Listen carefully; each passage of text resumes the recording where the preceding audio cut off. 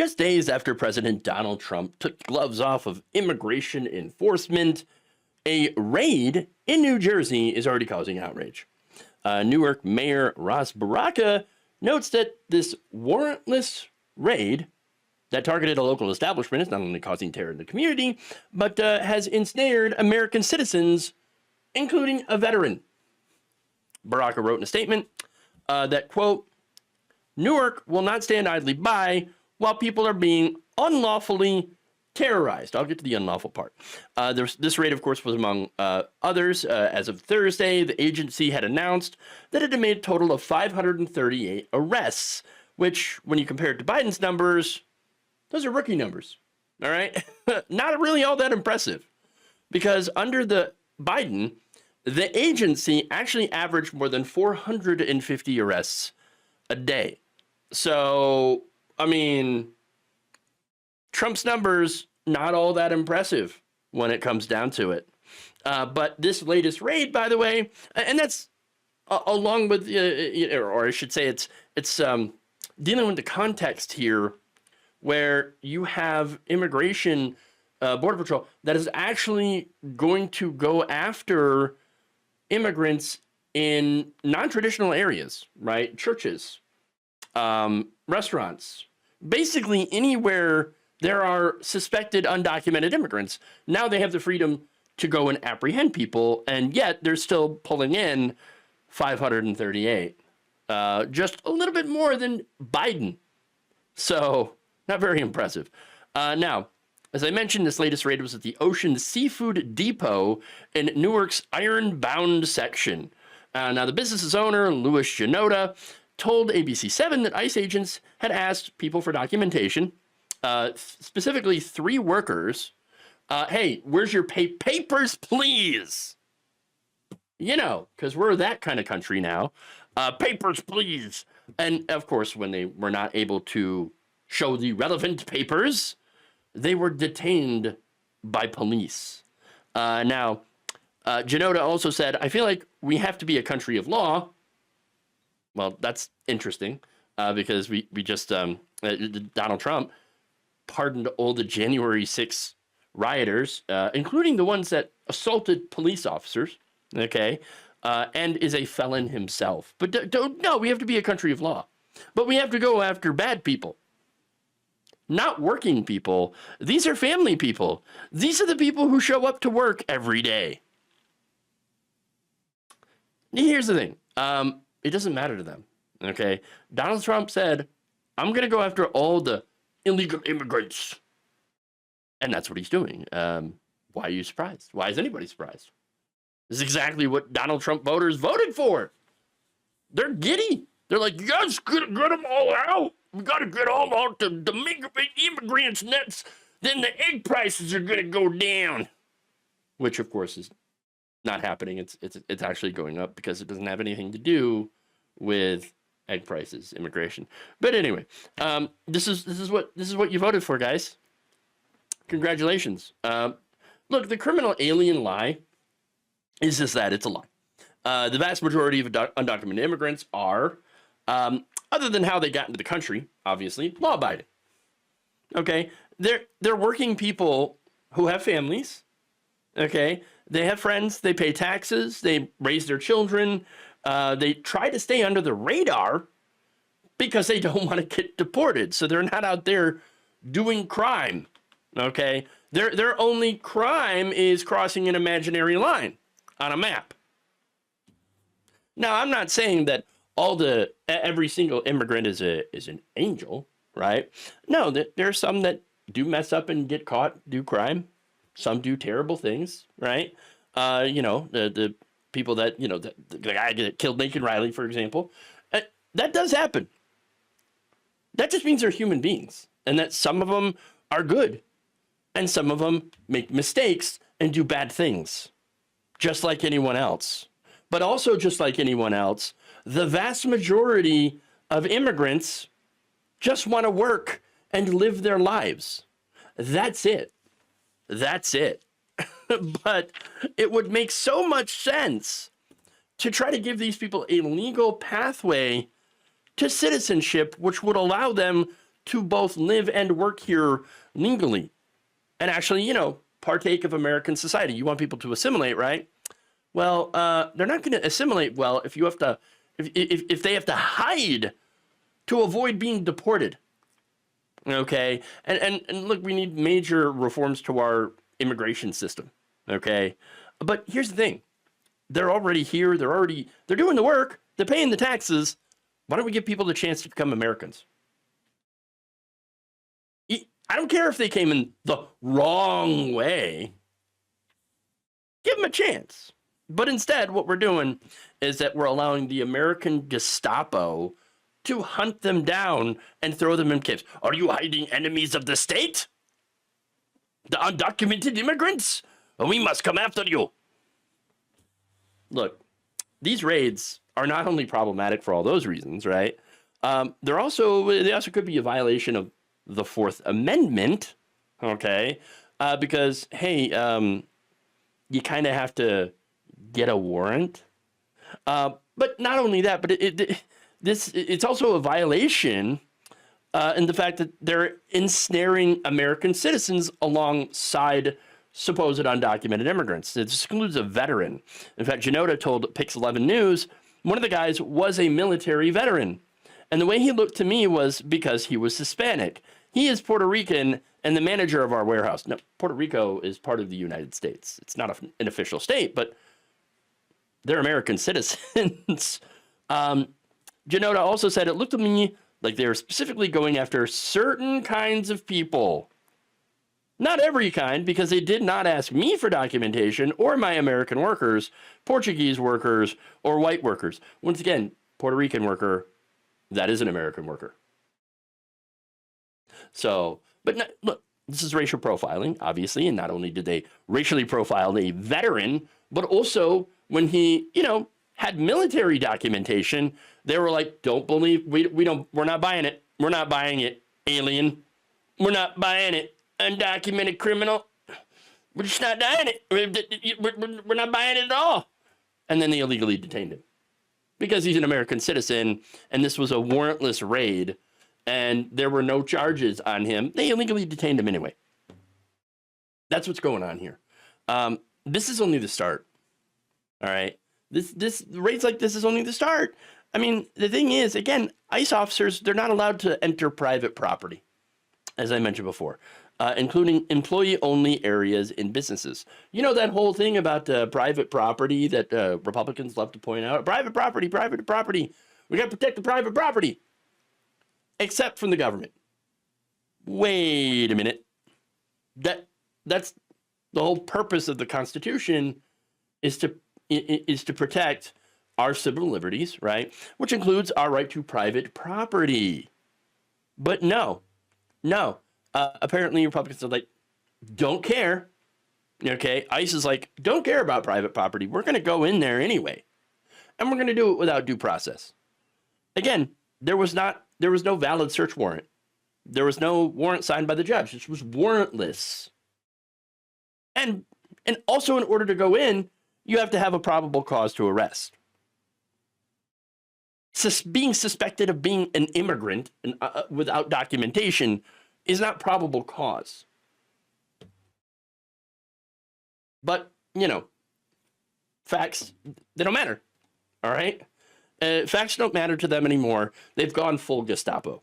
All right? So this warrantless raid just violated the constitutional right of due process for American citizens. But again, they don't care.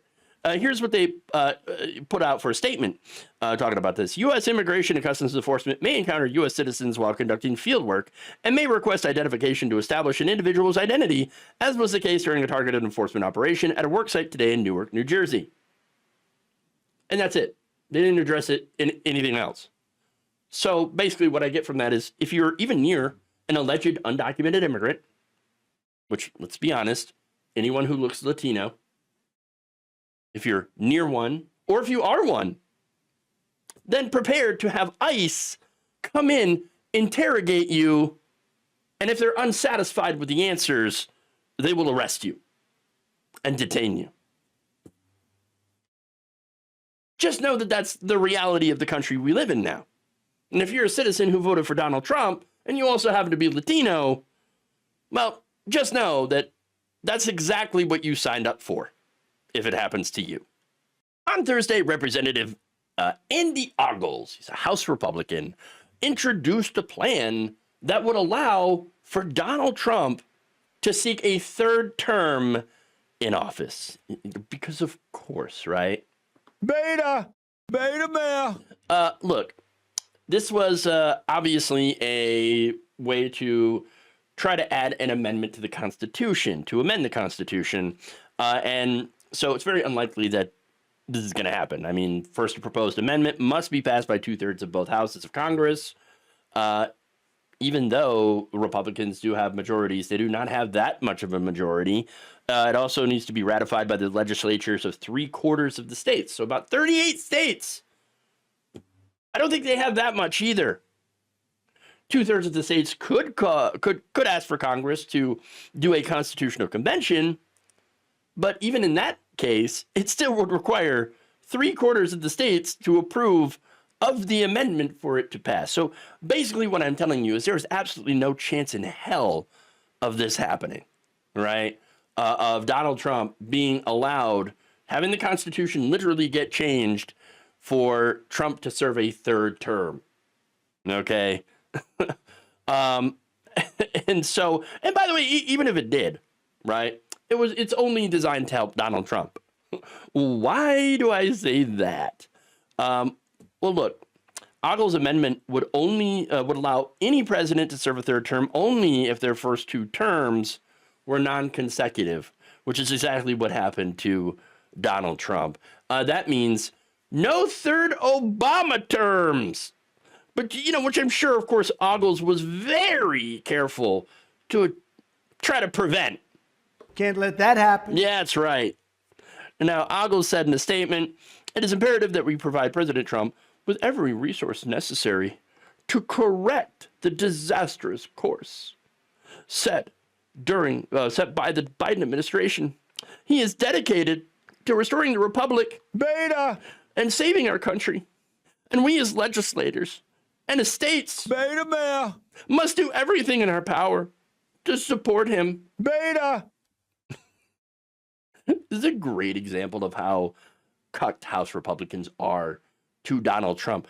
Look, after all, I mean, they were talking about how Trump's their daddy, and daddy's home. You're getting a vigorous spanking because you've been a bad girl. That's literally Tucker Carlson. Oh my God.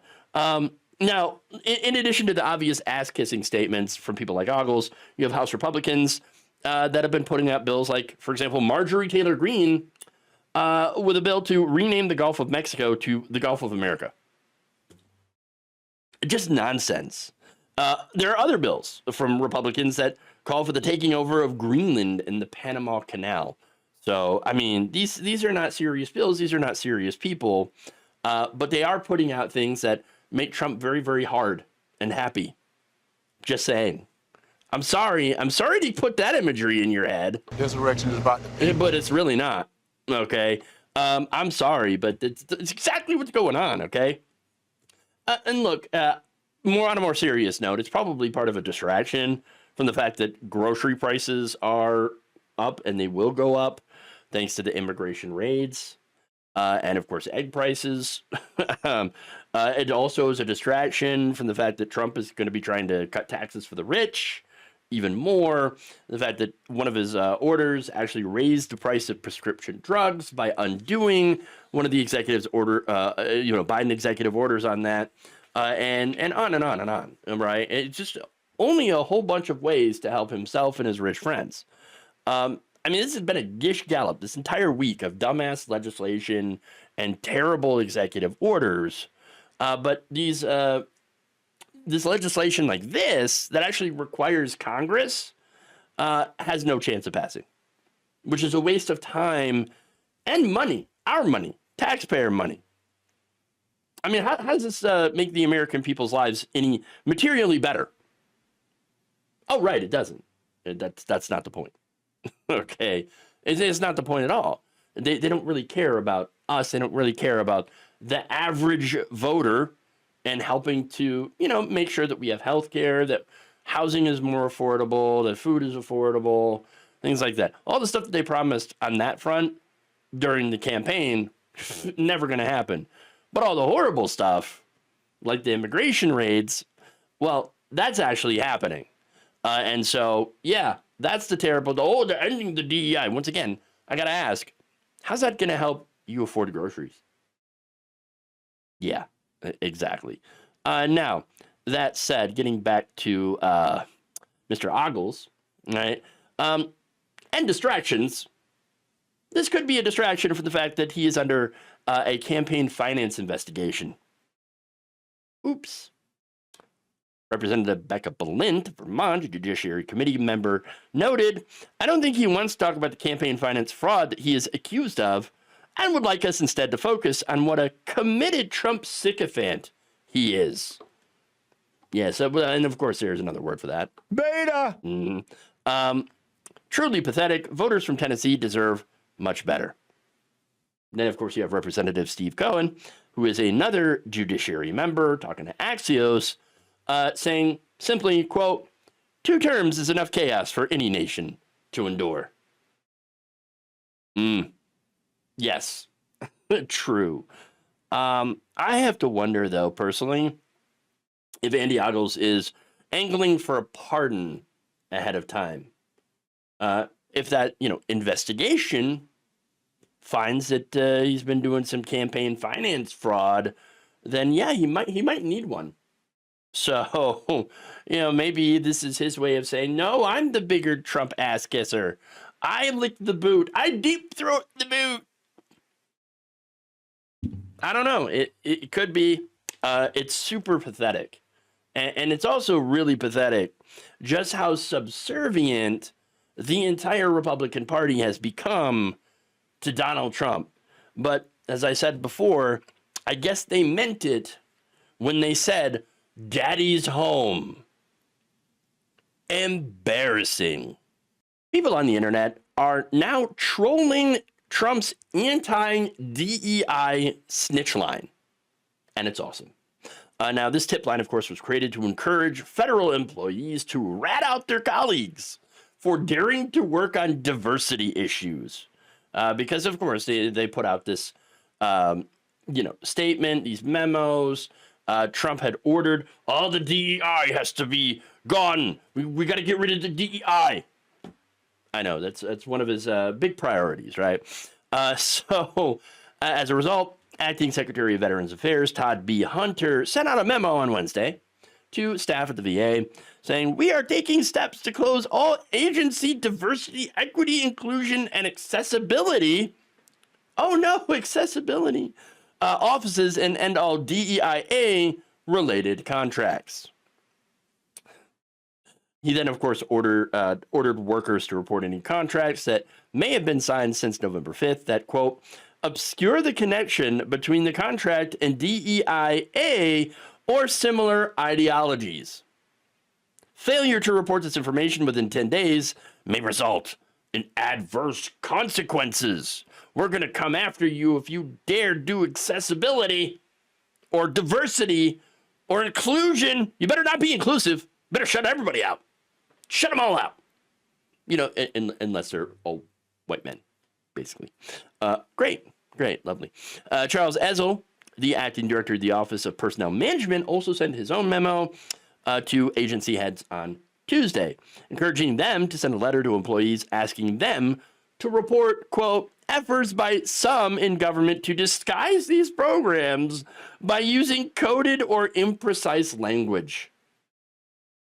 Again, that letter threatens adverse consequences if federal employees choose not to rat on their coworkers. So, this is great. This is a great functional government that we've got going on here, where, you're encouraged to snitch on each other.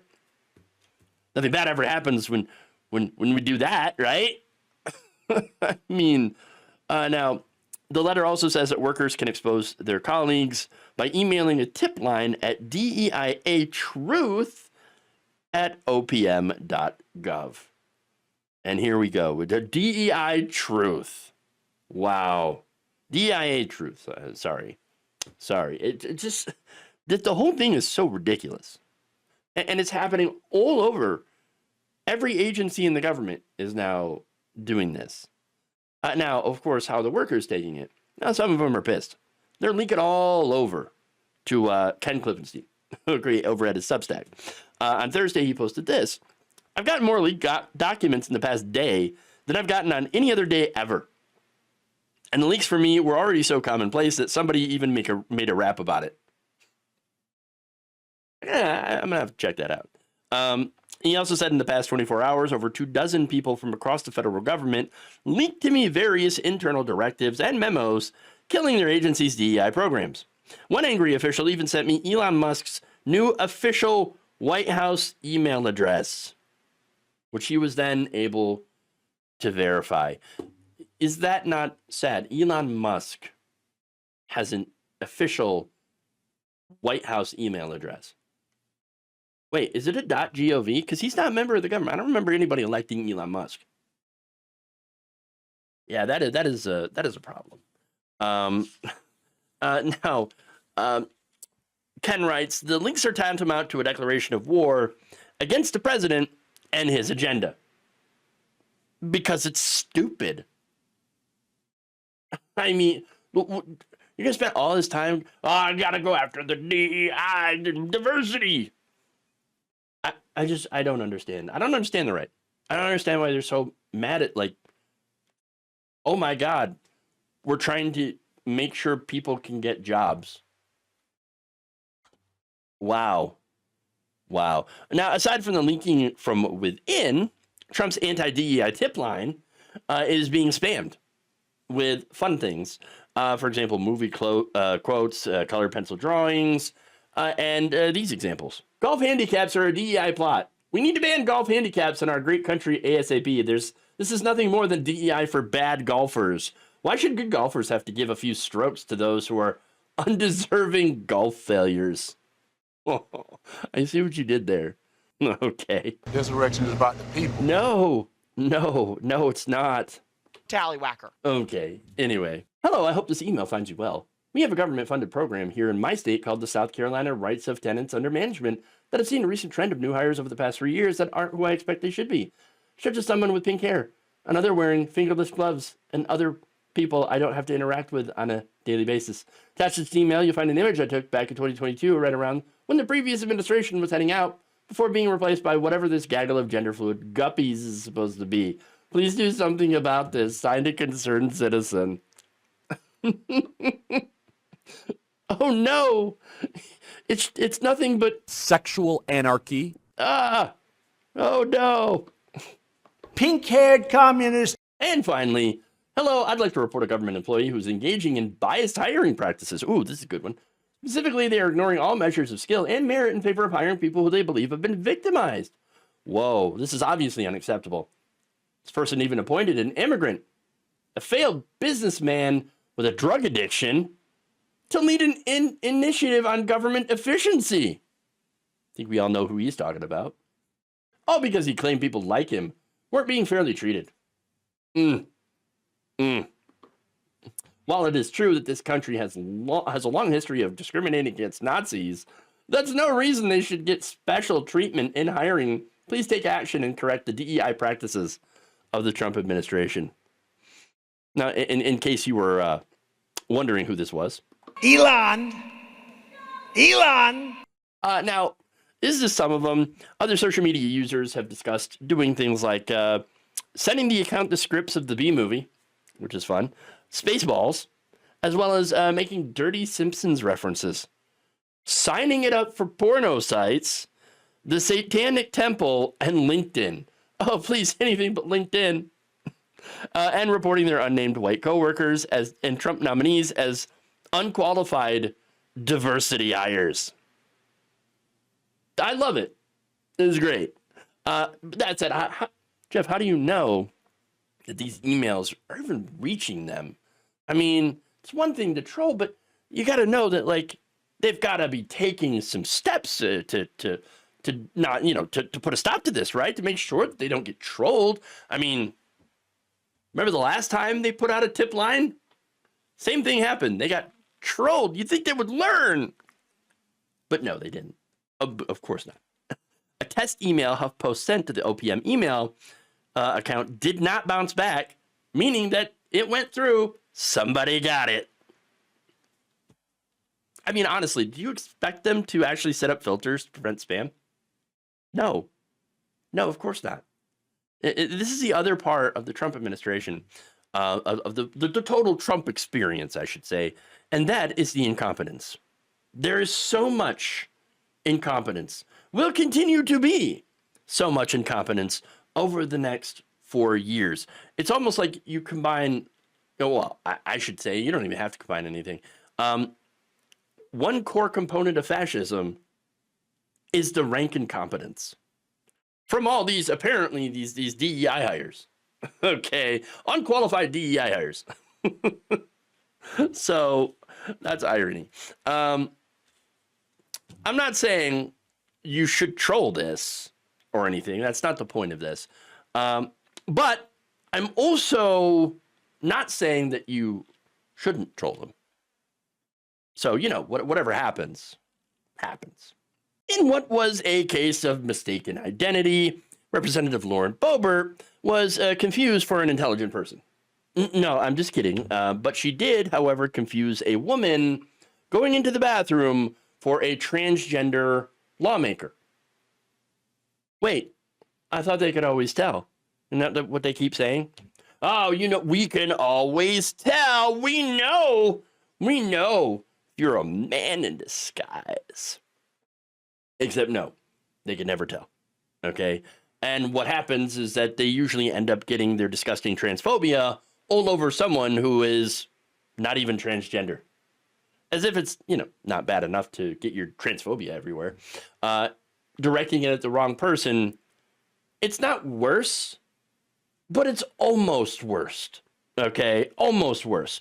Now, of course, according to a source speaking to the Daily Beast, the Colorado carpetbagger was overheard speaking to other members of the House, okay, on the House floor, and claiming that she thought that she found Democratic Law Representative Sarah McBride inside the ladies' room. Which, for me, it's like, and? Now, that source, by the way, was a GOP representative who is anonymous. Now, here's the thing, though. Thanks to MAGA Mike Johnson, okay, passing these new rules, Sarah McBride is not allowed to use the women's bathroom because she is transgender. And so one of the big things, rule packages that they had to pass immediately was like, we got to keep that one transgender lawmaker out of the women's bathroom. Right, because, you know, that's really helping with grocery prices. It's really helping with lowering the price of rent, and, you know, it's helping with the housing crisis, and it's helping with the egg prices. Oh, no, it's not doing a damn thing. It's just being a bigot to be a bigot. Oh, okay, yeah, that's pretty much what it is. Now, that said, McBride, she's like, I'm not here to fight about bathrooms, okay? I will abide by the rules, so I'm not going to go and end up in the women's bathroom. If you don't want me in there, I'll find somewhere else to go. All right, well, that said, Boebert, when she was talking to that group, she's like, oh, yeah, that's right. I thought I saw McBride in there. I thought I saw her. And so I went to tell her, hey, you shouldn't be here. You shouldn't be here. Except that, of course, it wasn't McBride. It was someone else. And she was like, oh, crap. I have made a terrible mistake. Now, the unnamed lawmaker added, I overheard Boebert say that she went to apologize. Oh, well, she actually apologized for something. Whoa. Lauren Boebert with the apology.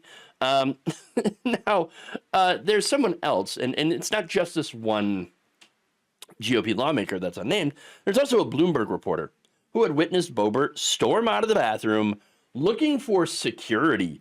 She's going to try to, you know, seek security on this woman in the bathroom. Okay? Now, again, because it wasn't actually Sarah McBride. But once again, this is the insanity that we're seeing here. Now, this reporter posted on X that Boebert had acknowledged her mistake, saying, quote, "There was a rumor there was, but it wasn't true." McBride herself, when asked, she was like, "No, it wasn't me. Boebert never confronted me because I wasn't in there. I was following the House rules." Back in November, McBride said, "Look, I'm not here to fight about bathrooms. I'm here to fight for Delawareans and to bring down the costs facing families." If only we had a Republican Party that actually cared about that. Like all members, I will follow the rules outlined by Speaker Johnson, even if I disagree with them. So, obviously, it wasn't Sarah McBride. She has no interest in starting this fight or, fighting with Boebert or any of these Republicans. And look, a lot of trans people out there kind of feel the same. A lot of them that I've at least spoken to are like, I don't want to cause a problem, right? If somebody doesn't feel safe with me in there, then okay, then I'll use something else. It's fine. But, I don't want to cause problems. I just want to pee, right? I just want to use the bathroom. That's all I want to do. And so, I don't want to cause problems. So there's a lot of trans people that are like that, don't want to cause any issues, don't want to use. Like, if somebody tells you, "Hey, yeah, I feel uncomfortable using the bathroom around you," then you'll be like, "Okay, well, I guess I'll use another one then." I don't want to make other people uncomfortable. But again, with what you hear from the right wing, with what you hear from people like Nancy Mace, all right, you would get the impression that, no, they're just trying to muscle their way into girls' bathrooms to hear them pee, or to harass them, or whatever. And that's not true. And you got these people that are so freaked out about the idea of a trans person just existing, peeing next to them, right? That now they're seeing them everywhere. And like, it's a derangement that they have. They've got TDS. It's trans derangement syndrome, okay? They're obsessed. And that obsession then leads them to accost, not only, if they actually do run across a transgender person, they cost them, but which is, it's counter to the narrative, because they get told all the time that it's the transgender people that are accosting cisgender women in the bathroom, but that's not true. There's no data to back that up, no evidence to back that up. It's usually the opposite. But nonetheless, these people, they got the derangement. And it's like, "Oh, your men are invading women's spaces. You got to get them out." This is the craziness. This is the craziness of the culture war, the right-wing culture war. I mean, this is the natural progression of their weird obsession with trans women, who, again, for the record, are not attacking women in bathrooms. They're the ones that are often being attacked. But it turns out these weirdos are the ones who are accosting women in bathrooms, whom they feel must not be feminine enough, so they have to be a trans person. That's what's going on. Now, that said, in this case, Boebert, she released a statement saying, quote, "I made an error regarding a mistaken identity. I apologized, learned a lesson, and it won't happen again." I'm pretty sure that last part, is not true. She did learn a lesson, all right, but it certainly will happen again. You know it, because these people can never tell. Trump's new FTC chairman began his tenure at the agency by shutting down any request for public comment about exploitative practices that were the focus of the FTC under its previous leader, Lena Khan. So this is Andrew Ferguson, and after taking over, he immediately declared, this is the first thing that he did, "DEI is over," and then demanded a swift vote on a motion giving him authority to comply with President Trump's orders, ending DEI across the federal government. And after doing that, because, oh my God, we're safe from DEI, right? Then he got to the real work, making sure that the agency does nothing to take on corporations that are exploiting people. Yes, that's right. So according to a report by Jake Johnson over at Common Dreams, Ferguson shuttered FTC requests for information and public comments on corporate mergers and acquisitions. I thought that Trump was interested in breaking up some of these monopolies. Apparently not. Protecting workers from illegal business practices, predatory pricing, and something called surveillance pricing practices. So what's that last part? Well, it turns out it's where companies will use your personal data to try to set individualized prices. And no, that actually doesn't save you money. Okay. Obviously, it's going to be tailored to try to sell you things at a higher price. Of course. Now, look, these companies will use your personal data to set these individualized prices. And under Khan, this was something that the FTC was looking into to try to see if whether or not this is, hurts privacy, which it seems like it does. And, okay, what exactly are they learning about you? How are they doing this? This is stuff that they were looking into. And that investigation was sparked by a growing awareness that these companies are using AI and machine learning to track certain categories of user data. For example, your age, your location, your credit score, and even your browsing history as a way to serve you ads. Seems like a privacy issue, especially your location and your credit score. Now, again, if it knows your browsing history, if it knows your recent purchases, this is an AI, and it also knows the time of day that you tend to buy things, and might know that you have a tendency to impulse buy if you're shopping at night. Well, that's something that the algorithm that these AI things can use to try to sell you stuff. For example, using the information that it has gleaned about you, it might know that you're looking for a coffee maker or might be interested in buying a new coffee maker.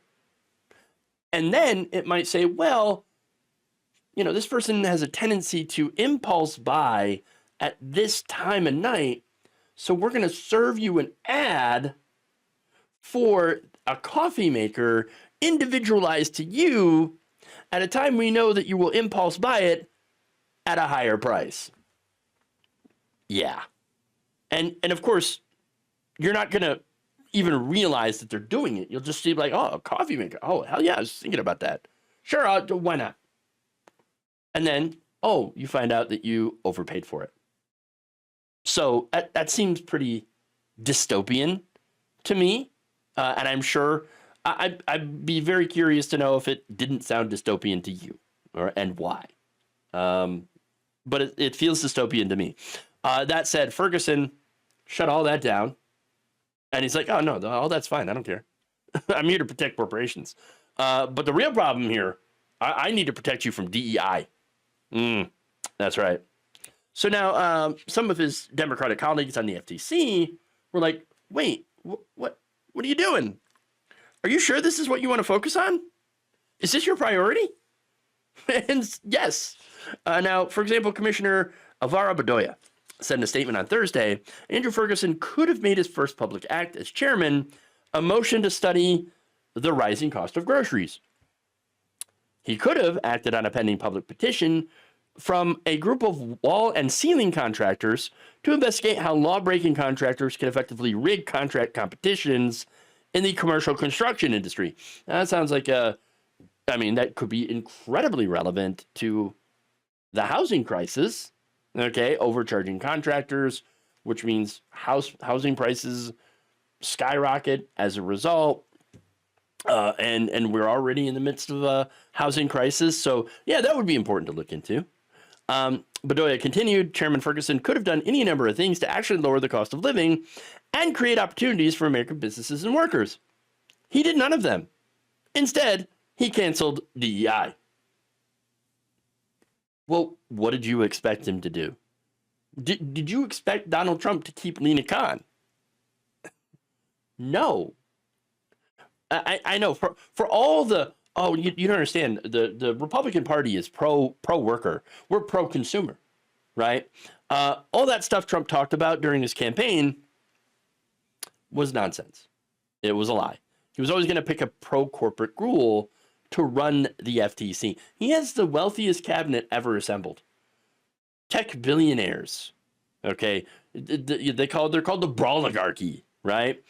Which is just like, a little cringe to call it the brawligarchy, but it would be technically true because you got all the tech bros and you got all these corporate ghouls, these corporate heads, and who do you think they're going to serve? Certainly not the interest of the American people. Okay, so it's the pro worker stuff. No, I would never have expected that from the Trump administration, and I'm not shocked to find out that they're absolutely not going to protect consumers at all, or workers, or anyone, but their corporate friends. Now, Douglas Farrar, former director of the FTC's Public Affairs Office, also said, "It is unthinkable that the new chair of the FTC starts his tenure by censoring small businesses facing down monopolies, and American consumers are already struggling with high prices. The American people deserve to have a voice in the government and not just be dictated to by oligarchs." And look, Biden was right when he said we live in an oligarchy now. Now, we had already been living in an oligarchy, okay? And so Biden could have said that at any time because, look, it started before him and continues under Trump. But at the same time, now it's just completely mask off, okay? Now we know 100%. We're in an oligarchy. As I mentioned, Trump's cabinet, wealthiest ever. The tech CEOs, they're all eaten out of his hand, and he loves it. Now, Ferguson went on to defend his focus on DEI, saying, hey, look, Trump campaigned on this, okay? And so I had to do it. Oh, right. But like the first thing, not actually doing things to do to help consumers, nothing. Now, here's the thing, Bedoya noted that Trump, on the day of his inauguration, ordered the heads of all executive departments and agencies to deliver emergency price relief consistent with applicable law to the American people and increase the prosperity of the American worker. But we didn't see anything from any of the agencies to enact that, have we? No, not at all. No, instead they're like, no, we got to go after DEI. In fact, Bedoya said, kind of seems like that wasn't all important to Ferguson. Chairman Ferguson seems uninterested in the challenges that regular human beings face. One of his first actions as chairman was to quietly remove the opportunity for the public to comment on 5 different requests for information. Rather than let the American people speak to him, Chairman Ferguson shut them out. Yeah, so you don't get to tell, if you're a victim of any of these practices, you don't have an opportunity to talk to the FTC anymore. They're not going to listen to you. And they're not going to accept public comments from regular people, which really tells you they have no interest in helping regular people. Their only interest is protecting corporations and apparently cracking down on woke. Thank you for watching. If you enjoyed this video, please like, share, subscribe, hit the bell icon in order to get notified whenever a new video is released.